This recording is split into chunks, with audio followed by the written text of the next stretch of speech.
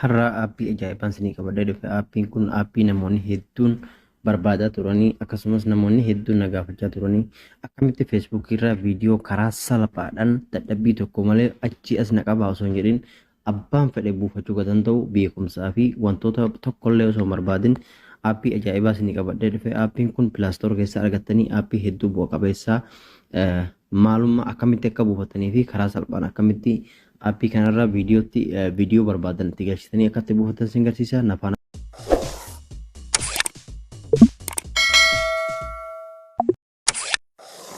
jiraniif hin daganne warroonni karaa garaagaraatti sagalee ta'aa jirtanii fi akkasumas karaa danda'amu mara gargaaraa fi ilmaan Oromoo Oromiyaa keessatti bakkoota garaagaraa dhumaa jiraniif akka sagalee ta'uudhaan falmii xumura gabrummaa hundi keessan akka itti fuftan asumaan dhaamsa isinii dabarsa. Warroonni dabarsaa jirtanis galatoomaa galanni keessan bilisummaa ta'u isiniin jecha.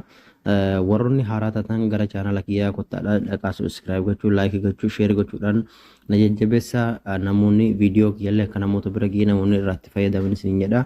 Akkasumas warroonni haaraa na jala jirtanillee viidiyoo dhaqaa yeroo daawwatan laayikii godhaadha. Laayikii gochuun laayikii narraan qusatinaadha. Laayikii waan hedduudha nama fayyada. Namoonni illee akka itti fayyadamanii viidiyoo kana kan dalagu akka namoonni irratti fayyadamanii saniif isa waan ta'eefu na jajjabeessas dhaamsa kiyya.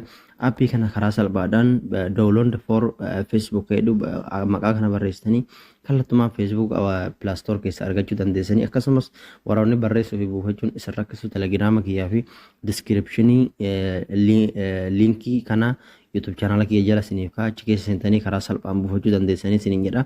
Kallattumaan gara barnoota isaa isin dabarsa. Amma barnootni itti isin dabarsu fakkeenyaaf gara feesbuukaa isin dabarsa.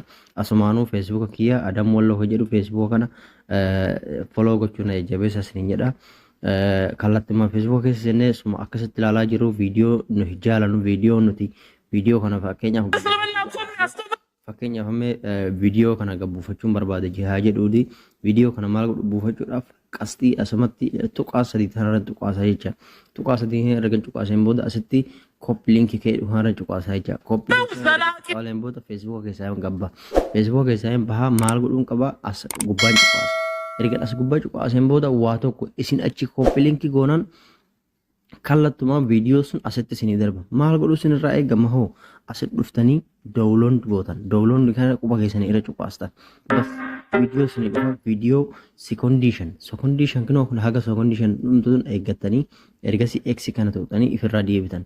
Maal gootanii kun akkuma argaa jirtan kana as jalatti bu'aa jira. Viidiyoon kun dheeraadha meegabaayii 2.28 bu'aa jira jecha. Bu'ee haraatu erga bu'ee raateen booda salphumatti galeerii keessan irratti isinii darba. Kunoo bu'ee raate sekondii muraasa keessatti jecha. Waan sekondii 15 hin caalle keessatti. Ergasii maal godhuun qaba as keessa seenaa jecha. As keessa seenaa kunoo erga as keessa seeneen booda viidiyoo sun naa bu'eera jecha. Akkuma argaa jirtan kana kunoo viidiyoo naa bu'eera. Viidiyoon akka ajaa'ibaa naa bu'eera kunoo. Viidiyoo sun bu'eera jecha.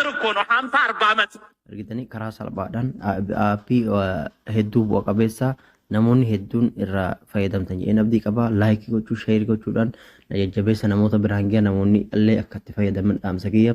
Akkasumas liinkii telegiraama kiyyaa isiniin kaa'aa warra buufachuu hin dandeenye telegiraama keessa seentanii karaa salphaan buufachuu dandeessan isiniin jedha. TikTok kiyyallee follow laayikii gochuudhaan jajjabeessa koppii liinkii illee naaf godhaa. Warningiin ammallee deebiin irra taa'eera. Sababa ilmaan Oromootiif sagalee ta'eef jecha ammas dhiingadda irra deebiidhaan reportiin godhanii narratti uguramee ture.